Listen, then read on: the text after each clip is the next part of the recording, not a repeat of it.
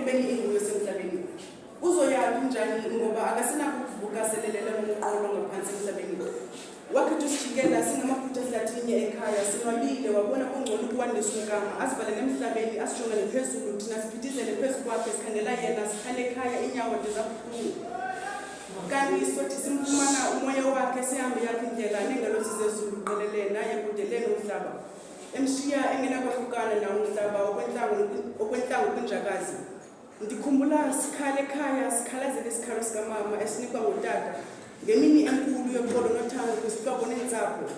Yathi ibuthundu ingqondo yam wayilola yabukhalinge ntathu wathi igqola mntakwethu zizinto zomhlaba. Inhloko yam intlithekile ngoku kwa utata osimele asisambonisi bonwa nguye ngoku.